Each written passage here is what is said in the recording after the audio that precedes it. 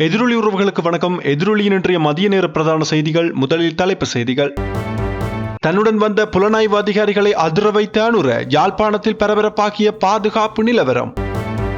செம்மணியில் நேற்றைய தினம் கண்டுபிடிக்கப்பட்ட அதிர்ச்சி தரும் எலும்புக்கூடுகள். சட்டத்தரணி வெளியிட்ட தகவல். அதிரடியாகும் அகழ்வு பணிகள். பரபரப்பாகும் நாட்டின் அரசியல் கைதுகள். ராஜபக்ச குடும்பத்தில் கைதாக போகும் முக்கிய புள்ளி. மஹிந்தவை சிறையில் அடையுங்கள். விடுதலை புலிகளுடன் இணைத்து பேசிய சரத் பொன்சேகா. வெளியிடப்பட்ட முக்கிய தகவல். புலமை பரிசில் பரீட்சை பெறுபவர்கள் தொடர்பில் அரசாங்கம் வெளியிட்டுள்ள முக்கிய அறிவிப்பு. லஞ்ச ஊழல்களுக்கு எதிராக அனுர அரசாங்கத்தின் அதிரடி. பலப்படுத்தப்பட்ட விசாரணைகள். வெளியான தகவல். வெளிநாடொன்றில் கிராமமே அழிந்த சோகம். இயற்கையின் கொடூர தாண்டவம். வெளியான பேரவலம். இதுபோன்ற செய்திகளை உடனுக்குடன் அறிந்து கொள்ள நமது எதிரொலி சேனலை சப்ஸ்கிரைப் செய்து இணைந்திருங்கள். தொடர்பான விரிவான செய்திகள். ஜனாதிபதி அனுரகுமார திசாநாயக்கா யாழ்ப்பாணத்திற்கு நேற்று பயணம் மேற்கொண்டார். அவரது பயணத்தின் போது முதலாவது நிகழ்வாக காலை 10 மணிக்கு மயிலிட்டி துறைமுக அபிவிருத்தி பணிகள் ஆரம்பித்து வைப்பதாக இருந்தது. இது இவ்வாறு இருக்க, ஜனாதிபதியின் பயணத்தின் போது ஜனாதிபதியின் புலனாய்வாளர்கள் உச்சகட்ட கண்காணிப்பில் இருந்த போதும் 31ஆம் திகதி நள்ளிரவிலேயே ஜனாதிபதி ராணுவ காவலரன்களை தாண்டிவிட்டார் என்ற தகவல் புலனாய்வு பிரிவினருக்கு கிடைத்துள்ளது. மேலும் யாழ்ப்பாணத்திற்குள் ஜனாதிபதி நுழைந்து விட்டாரா, எங்கு சென்றார் என்பது தொடர்பில் புலனாய்வு அதிகாரிகளுக்கு தொடர்ச்சியாக அறிய முடியவில்லை எனவும், இந்த விடயங்கள் தொடர்பில் அமைச்சர்கள் மற்றும் நாடாளுமன்ற உறுப்பினர்களுக்கும் தெரியாத நிலையில் நேற்று அதிகாலை பாதுகாப்பு வட்டாரங்களிலும் அமைச்சர்கள் மற்றும் நாடாளுமன்ற உறுப்பினர்களிடத்திலும் பெரும் பரபரப்பு ஏற்பட்டுள்ளது. அதன் பின்னர் மயிலிட்டி துறைமுக அபிவிருத்தி பணிகளுக்காக எந்த வாகன தொடரணியும் இல்லாமல் தனி வாகனத்தில் ஜனாதிபதி சென்று இறங்கிய போதே ஜனாதிபதி யாழ்ப்பாணத்தில் தான் தங்கியிருந்தார் என்ற விடயம் புலனாய்வு அதிகாரிகளுக்கு தெரிய வந்துள்ளது. யாழ்ப்பாணம் செம்மணி சித்துப்பாத்தி பகுதியில் நடந்த மனித புதைகுழி அகழ்வில் நேற்றைய தினம் 3 மண்டையோட்டு தொகுதிகள் ஒரே இடத்தில் கண்டறியப்பட்டுள்ளன என்று சட்டத்தரணி நிரஞ்சன் தெரிவித்துள்ளார். செம்மணியின் 2ஆம் கட்ட அகழ்வு பணிகள் இன்று 40 நாளாகவும் தொடர்ந்துள்ள நிலையில் 3ஆம் பகுதி அகழ்வு கடந்த திங்கட்கிழமை ஆரம்பித்து நேற்று 8வது நாளாக முன்னெடுக்கப்பட்டது. மேலும் நேற்று 9 எலும்புக்கூடுகள் அடையாளம் காணப்பட்ட போதிலும் 7 எலும்புக்கூட்டு தொகுதிகள் மொத்தமாக அகழ்ந்தெடுக்கப்பட்டன. இது மட்டுமல்லாது இதுவரை 49 நாட்களில் 198 எலும்புக்கூட்டு தொகுதிகள் முற்றாக அகழ்ந்தெடுக்கப்பட்டுள்ளதாகவும் மொத்தமாக 218 எலும்புக்கூட்டு தொகுதிகள் அடையாளம் காணப்பட்டுள்ளதாகவும் தெரிவிக்கப்பட்டுள்ளது. இலங்கையின் அரசியல் கைது விவகாரம் சூடுபிடித்துள்ள நிலையில் அடுத்து வரும் நாட்களில் நாடாளுமன்ற உறுப்பினர் நாமல் ராஜபக்ச மற்றும் உதய கமன்பில கைது செய்யப்படலாம் என ஊடகங்கள் தகவல் வெளியிட்டுள்ளது. இந்தோனேசியாவில் பாதாள உலக குழுவினர் கைது செய்யப்பட்டதை தொடர்ந்து பல அரசியல்வாதிகளும் விசாரணைக்கு உட்படுத்தப்படுவார்கள் என்று போலீசார் தெரிவித்துள்ளனர். பாதாள உலகத்துடன் தொடர்பு இருப்பதாக குற்றச்சாட்டு எழுந்துள்ள நிலையில் தன்னை கைது செய்ய அரசாங்கம் முயற்சிப்பதாகவும் நாமல் ராஜபக்ச புலம்பி வருவதாகவும் கூறப்படுகிறது. மேலும் மற்றொரு புறம் இனவெறி கருத்துக்களை வெளியிட்டதாக கூறி உதய கமன்பிலவுக்கு எதிராக முறைப்பாடுகள் செய்யப்பட்டு அவர் கைது செய்யப்படுவதை தடுக்க மேல்முறையீட்டு நீதிமன்றத்தில் மனு தாக்கல் செய்யப்பட்டிருக்கின்றது என்பதும் குறிப்பிடத்தக்கது.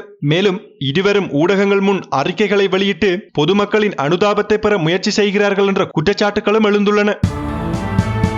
முன்னாள் ஜனாதிபதி மஹிந்த ராஜபக்ச தொடர்பான சர்ச்சையான கருத்துக்களை முன்னாள் ராணுவ தளபதி ஃபீல்டு மாஸ்டர் சரத் பொன்சேகா வெளியிட்டு வருகிறார். மேலும் சரத் பொன்சேகா குறிப்பிட்டுள்ளதாவது, 2009 விடுதலை புலிகளுக்கு எதிரான ராணுவ வெற்றியை மஹிந்த ராஜபக்ச மற்றும் முன்னாள் பாதுகாப்பு செயலாளர் கோட்டபாய ராஜபக்சவும் தாமதப்படுத்த முயற்சித்ததாகவும் குற்றம் சாட்டியுள்ளார்.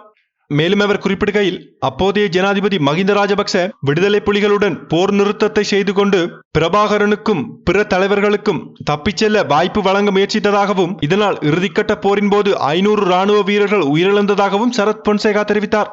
மேலும் மஹிந்த ராஜபக்ச அரசாங்கம் தன்னை சிறையில் அடைத்ததாகவும் தனது நெருங்கிய கூட்டணியில் உள்ள ஜெனரல்கள், பிரிகேடியர்கள், மேஜர்கள், கேர்னல்கள் உட்பட 35 மூத்த ராணுவ அதிகாரிகளை ஓய்வூதியமின்றி சேவையிலிருந்து நீக்கியதாகவும் குற்றம் சாட்டியுள்ளார்.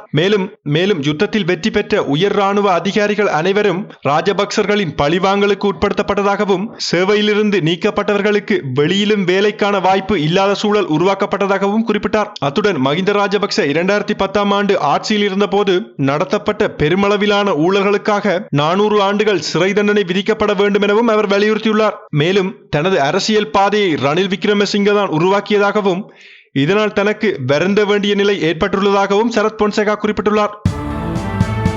2025 ஆண்டிற்கான தரம் 5 புலமை பரீட்சில் பரீட்சை பெறுபவர்கள் இந்த வாரத்திற்குள் வெளியிடப்பட உள்ளதாக அறிவிக்கப்பட்டுள்ளது.